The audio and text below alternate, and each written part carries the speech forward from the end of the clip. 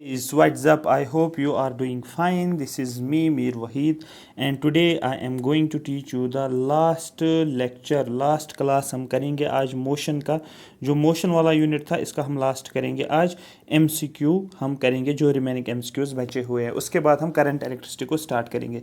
इस सीरीज़ को I hope आपने इन्जॉय किया होगा, आपको समझ भी आ रहा होगा किस तरीके से चीज़ों को करना है, किन किन चीज़ों पे ज़्यादा फोकस करना और कॉन्सेप्ट्स को याद कैसे करना है।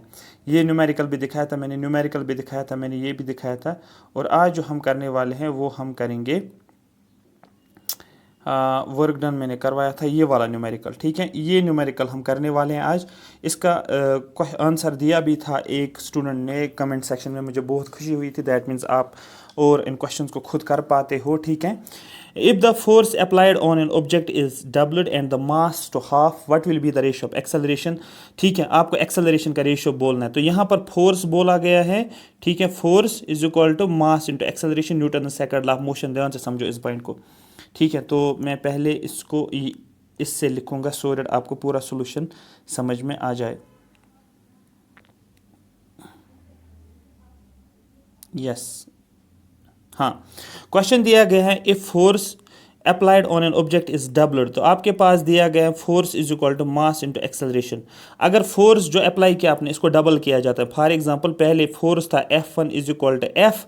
ठीक है, और उसके बाद फोर्स को क्या किया गया है F2, इसको डबल किया गया। डबल का मतलब पहले से डबल किया गया। पहले कितना था F, अब बन गया 2F। ठीक, एंड मास टू हाफ, मास को हाफ किया गया। मास हाफ का मतलब पहले M1 जो था मास था, ये था M, और उसके बाद M2 मास क्या हो गए, उसको हाफ किया गया, मतलब M का हाफ किया गया। अरे बात समझ। ठीक है, what will be the ratio of acceleration. Acceleration का रेशियो क्या है। यहाँ से अब इस इक्वेशन को देखो, यहाँ से अब एक्सेलरेशन निकालो। एक्सेलरेशन क्या बनेगा, फोर्स अपॉन मास। मेरी बात समझ आ रही है, फोर्स अपॉन मास आपने किया है। ठीक है, तो दैट मीन्स ये हो गया एक्सेलरेशन। लेकिन आपको क्या करना है, A1 is equal to F1 upon M1, यही करोगे आप। आपका एक्सेलरेशन का रेशियो निकालना है ना, that means A1 upon A2 निकालोगे आप। ठीक है, और A2 क्या बनेगा, आप बोलोगे सर A2 जो है वो रहेगा F2 upon M2, F2 upon M2। अब यहाँ पर A1 आपको पहले निकालेंगे। A1 क्या निकालोगे आप बोलोगे सर A1 अगर हमें निकालना है, हम A1 निकालेंगे। F1 के बदले क्या लिखेंगे, F1 के बदले F लिखा। M के बदले क्या लिखेंगे, M के बदले M ही लिखा। सॉरी, M1 के बदले क्या लिखेंगे, M लिखा। हो गया ये वाला। अब यहाँ से ज़रा A2 निकालो। A2 के बदले क्या लिखोगे, A2 के इज इक्वल F2। F2 के बदले क्या लिखोगे, ट्वाइस F जो क्वेश्चन में ही दिया हुआ था। और M2 के बदले क्या लिखोगे, M/2। यहाँ पर M अपॉन 2 आपने लिखा। ठीक है, हो गया ये वाला। निकालना क्या है आपको, रेशियो निकालना है किसका, A1 अपॉन A2। ज़रा यहाँ पर लिखो, अब A1 यहाँ पर लिखो और A2 यहाँ पर लिखो। A1 के बदले क्या लिखोगे सर, A1 के बदले हम लिखेंगे, A1 के बदले लिखेंगे हम F अपॉन M। तो लिखो ज़रा यहाँ पर F अपॉन M। और यहाँ पर A2 के बदले क्या लिखोगे, A2 के बदले आप लिखोगे ट्वाइस F। ट्वाइस F यहाँ पर लिखा है, मेरी बात समझ आ रही है।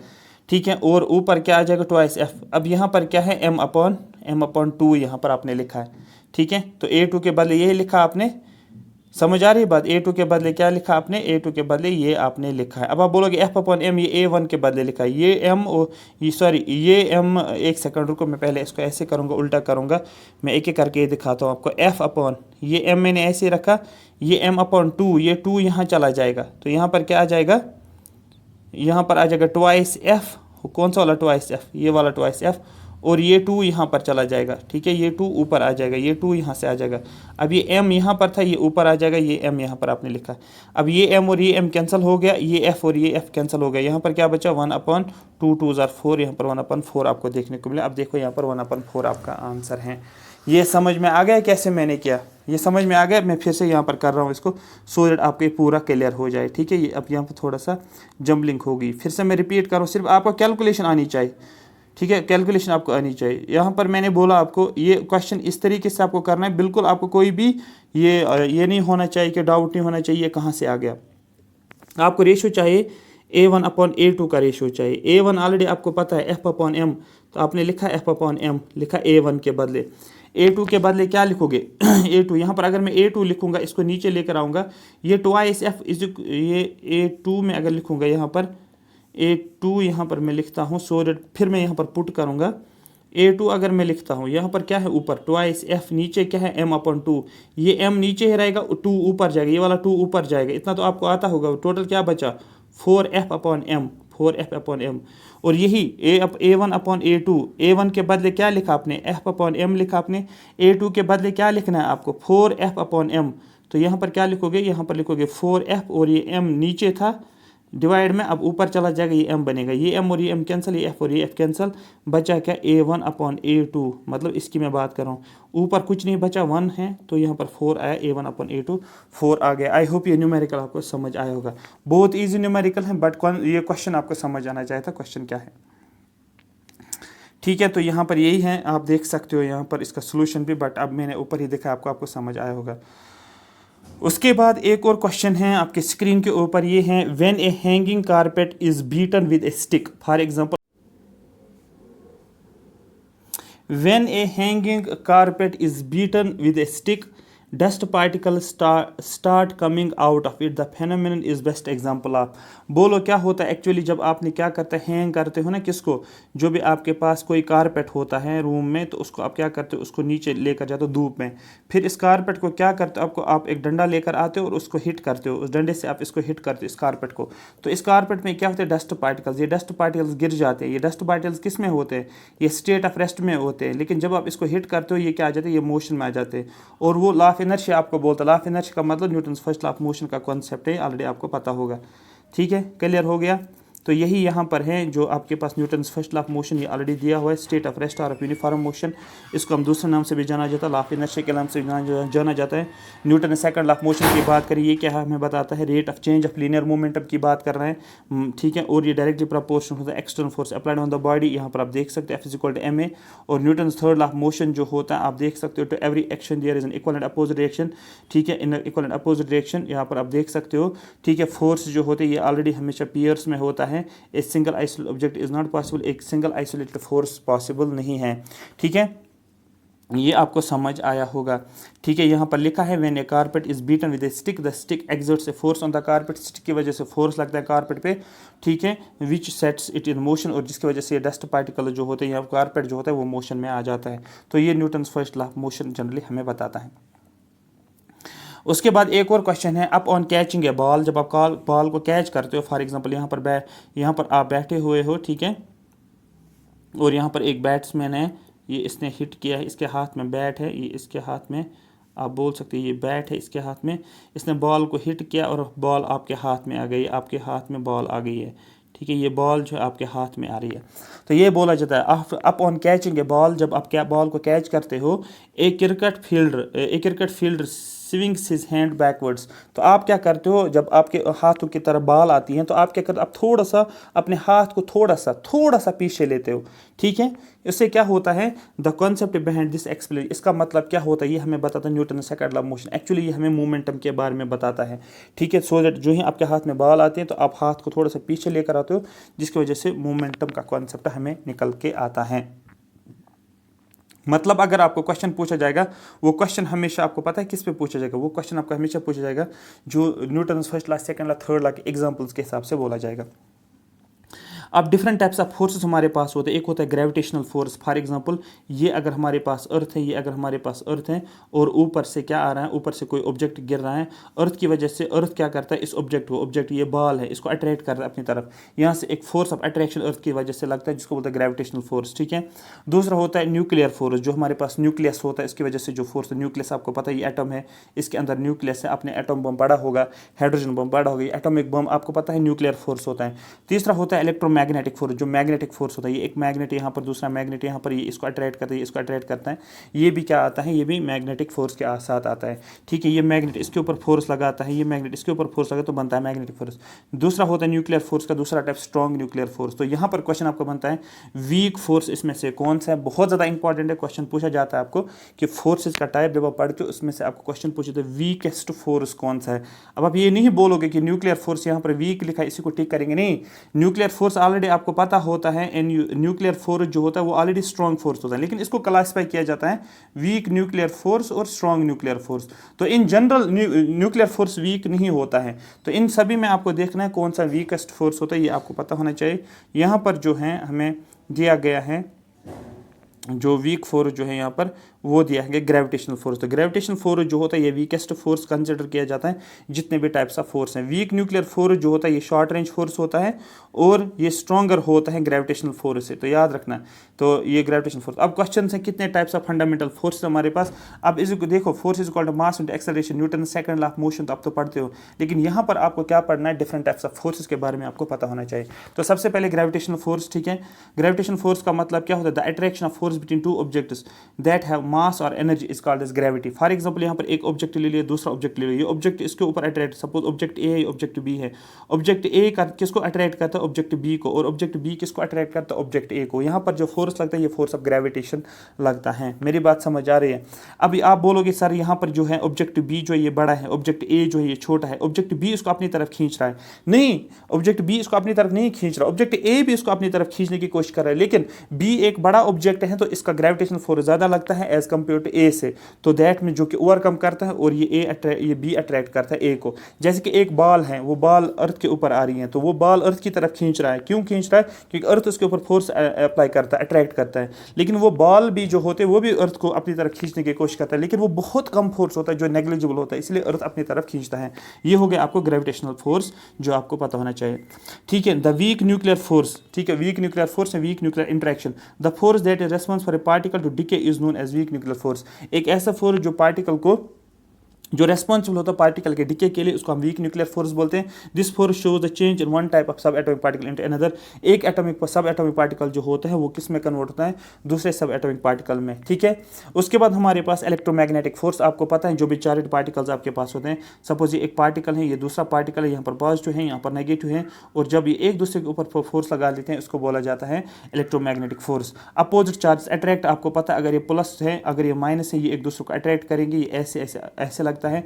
लेकिन अगर यहाँ पर प्लस है, यहाँ पर प्लस है, तो ये क्या करेंगे, एक दूसरे को रिपेल करेंगे, ये ऐसे चलेगा, ये ऐसे चलेगा। अगर यहाँ पर नेगेटिव है, यहाँ पर भी नेगेटिव, ये भी क्या है, ये भी सेम फोर्सेस हैं, तो ये क्या करते हैं, ये एक दूसरे को रिपेल करते हैं। इसी को बोला जाता है, जो भी अपोजिट, जो भी सेम फोर्सेस जो होते हैं वो एक दूसरे को रिपेल करते हैं, लेकिन जो आपके पास अपोजिट चार्ज जो होते हैं, अपोजिट चार्ज का मतलब एक पॉजिटिव दूसरा नेगेटिव, ये एक दूसरे को अट्रैक्ट करते हैं ऐसे। लेकिन अगर पॉजिटिव पॉजिटिव है, पॉजिटिव पॉजिटिव है, ये सेम फोर्सेस हैं, ये एक दूसरे को रिपेल करते हैं, ये ऐसे चला जाएगा, ये ऐसे चला जाएगा।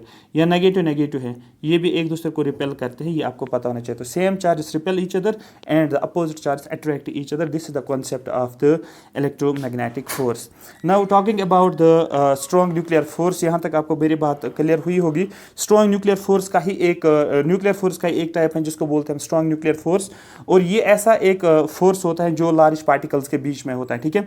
तो force binds the fundamental particles of matter together to form a large particle.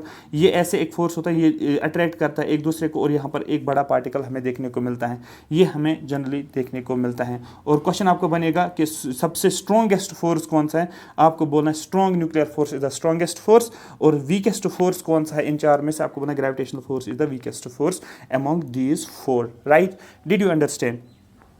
तो ये आपका हो गया ये वाला क्वेश्चन भी। अब नेक्स्ट क्वेश्चन जो है that is a body is at rest on the earth surface which of the following statement is true.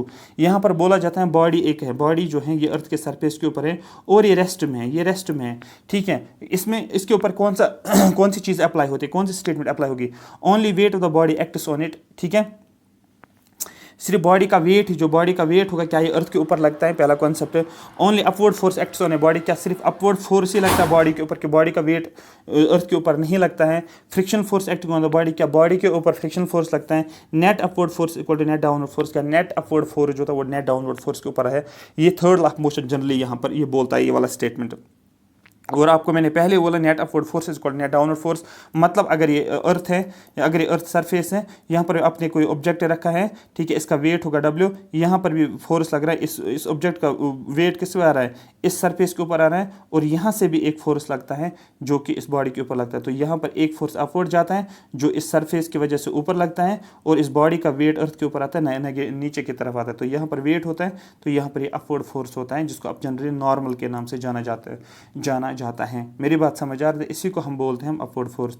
और ये कॉन्सेप्ट यहाँ पर आपको फोर्स का मतलब होता है the interaction which after applying a body charges, change और tries to change the state of rest, उसको बोलते हैं फोर्स। जैसे कि यहाँ पर एक सरफेस है, यहाँ पर आपने क्या रखा, टेबल एक है, ये टेबल आपने बना लिया, ठीक है, टेबल के ऊपर आपने क्या रखी है, बुक रखी है, ये देखो ये आपने बुक्स रखी है टेबल के ऊपर।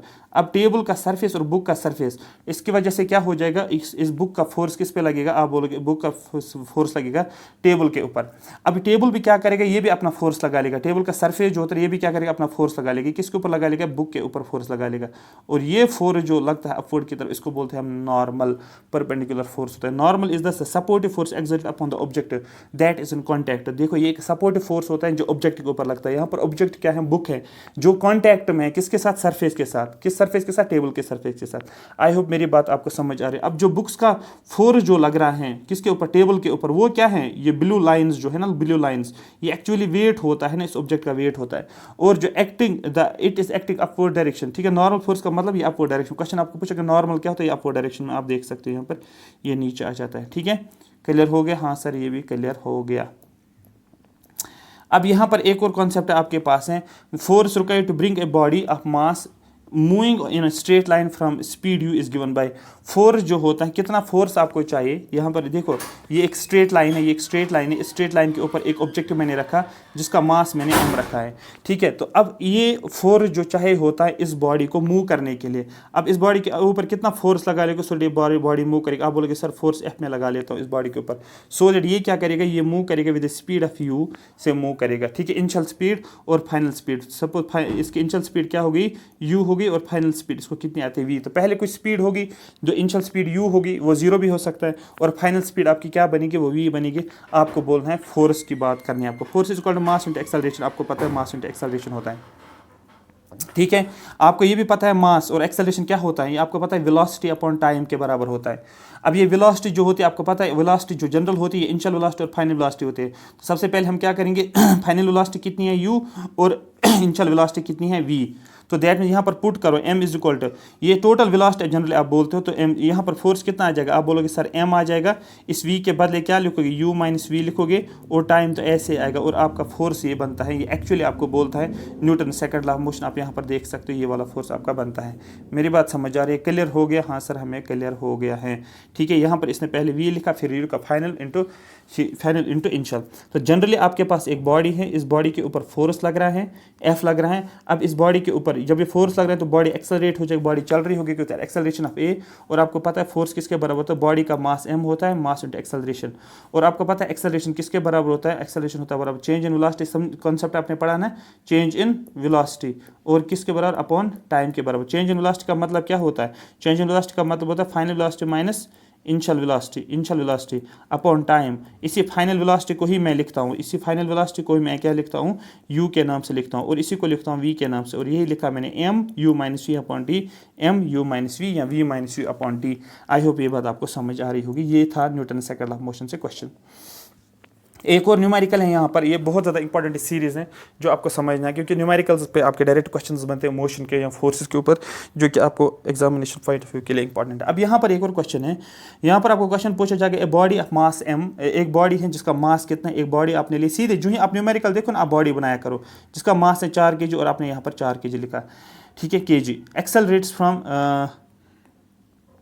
15, और इसकी एक्सेलरेशन क्या है, कहाँ से कहाँ तक, एक्सेलरेशन का मतलब इनिशियल वेलोसिटी से फाइनल वेलोसिटी। तो इसकी एक्सेलरेशन जो होती है, ये एक्सेलरेट करता है फ्रॉम कहाँ से कहाँ तक, आपको बोलना है 15 मीटर पर सेकंड। तो यहाँ पर लिखा 15 मीटर पर सेकंड। 15 मीटर पर सेकंड का मतलब क्या होता है, आप बोलोगे ये होगी इसकी इनिशियल वेलोसिटी सपोज हो गया v, सपोज हो गया u, और इसकी फाइनल वेलोसिटी मैं लिखूंगा 25 मीटर पर सेकंड। अब आप बोलोगे सर ये वेलोसिटी कैसे, क्योंकि इसका यूनिट है, तो दैट मीन्स ये हो गया v। एक्सेलरेशन किसको बोलते हैं, एक्सेलरेशन आप बोलते हैं change in velocity, that is 15 minus 25 10, actually यहाँ पर एक्सेलरेशन आएगा। मेरा कहने का मतलब ये था, ठीक है। उसके बाद इन 5 सेकंड, तो टाइम कितना दिया हुआ, 5 सेकंड का टाइम दिया हुआ, यूनिट आपको पता होनी चाहिए, और ये किस में दिया है, ये kg में दिया गया है, ठीक है। बॉडी का mass due to its application of the force on it, calculate the magnitude of force, आपको फोर्स बताना है। अभी वाला न्यूमेरिकल है वही है, आसान है। फोर्स इज इक्वल टू किसके बराबर है, आप बोलोगे sir force is equal to mass into acceleration. मैंने आपको पहले बोला मास इज इक्वल, और यहाँ पर क्या लिखोगे, यहाँ पर लिखोगे u माइनस वी अपॉन क्या लिखोगे, यहाँ पर t लिखोगे। m क्या है, m4 लिखोगे, ठीक है। u के बदले क्या लिखोगे, आप बोलोगे यहाँ पर u, पहले v लिखो जो बड़ा है, v माइनस यू लिखो, v माइनस यू, यहाँ पर 25 लिखोगे पहले, फिर क्या लिखोगे, फिर लिखोगे 15, टाइम क्या लिखोगे नीचे, आप लिखोगे 5 लिखोगे, 15 माइनस 25 माइनस 15 कितना हो गया, ये 4 आ गया, यहाँ पर 25 माइनस 15 हो गया 10, नीचे क्या है, आप बोलोगे सर 5 है, 5 1 5 2 10, 4 2 क्या हो गया 8, और यहाँ पर आपको ढूंढना है कौन सा आ जाएगा आंसर, इसका 8 आंसर है, यहाँ पर आप देखो 8 इसका आंसर है। मतलब जो अभी मैंने न्यूमेरिकल ये वाला फार्मूला बताया ना, इसी फार्मूला के ऊपर क्वेश्चन लगता है। मेरी बात समझ आ रही है, फिर से मैं रिपीट कर रहा हूँ, एक सेकेंड, हाँ ठीक है। अब यहाँ पर फिर से मैं रिपीट कर रहा हूँ इसको, सो दैट आपको पूरा समझ में आ जाएगा। एक सेकंड में यहाँ से इसको लिखता हूँ, यहाँ से एक सेकंड, इस साइड से मैं इसको लिखता हूँ। अब देखो यहाँ पर ध्यान से देखो, फिर से मैं रिपीट कर रहा हूँ। ए बॉडी ऑफ मास m, एक बॉडी है जिसका मास कितना है, आप बोलोगे 4 kg है, ये हो गया। ये एक्सेलरेट करता है फ्रॉम 15 से 25, तो दैट मीन्स u और v, u हो गया इनिशियल वेलोसिटी और v हो गया फाइनल वेलोसिटी। u कितना है 15, तो पहले तो 15 से ही चलता होगा ना, और उसके बाद 25 इसकी वेलोसिटी हो गई है, और इसको टाइम कितना लगता है, ठीक है, आपको बोला 5 सेकंड से यहाँ पर लगता है। आपको बोला जाता है calculate the magnitude of force, आपको फोर्स बोलना है। फोर्स किसके बराबर होता है, मास इंटू एक्सेलरेशन, और यहाँ पर मास से होता है, एक्सेलरेशन का मतलब क्या होता है, change in velocity, final minus initial, ये फाइनल है और फिर इनिशियल है, आप लिखोगे v अपॉन यू, और एक्सेलरेशन क्या होता है, वेलोसिटी अपॉन टाइम, नीचे क्या लिखोगे t से, मास क्या लिखोगे, यहाँ पर वैल्यू पुट करो 4, v के बदले क्या लिखोगे, आप लिखोगे 25, ठीक है, माइनस u के बदले क्या लिखोगे, आप लिखोगे 10, डिवाइड बाई क्या करोगे, आप लिखोगे 5, ठीक है। आगे आ जाओ, ठीक है, आगे आ जाओ। अब यहाँ पर ये 4 ही रहेगा, इनटू यहाँ पर 25 माइनस 15, सॉरी 15 है, यहाँ पर कितना आ जाएगा 10 आ जाएगा, और नीचे क्या आएगा 5, यहाँ पर 5 1 5 2 10, 4 2 कितना हो गया 8, और आपका 8 जो आएगा वो आ जाएगा आपको न्यूटन, आपका यूनिट आ जाएगा, तो 8 इसका आंसर आ जाएगा।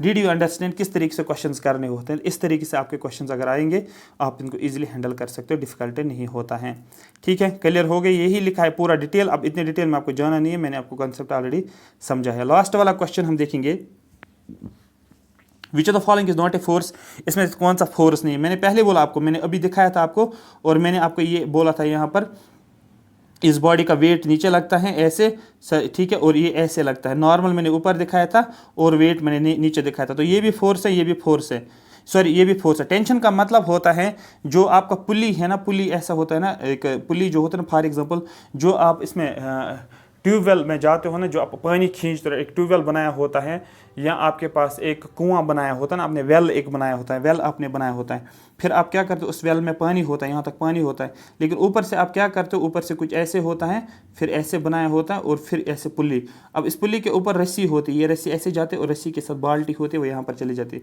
अब ये रस्सी की वजह से आप ये क्या करें, ये इस तरीके से घूम रहा है, इसको पुल्ली बोलते हैं, और ये रस्सी जो आती है ना, रस्सी की वजह से फोर्स, रस्सी के ऊपर फोर्स लगता है, जो ही इस बाल्टी में पानी आ जाता है, तो इसको बोलते हैं हम फोर्स ऑफ टेंशन। जब स्ट्रिंग को जोड़ा जाता है ना, उसको फोर्स ऑफ टेंशन बोलते हैं। Tension is also a type of force.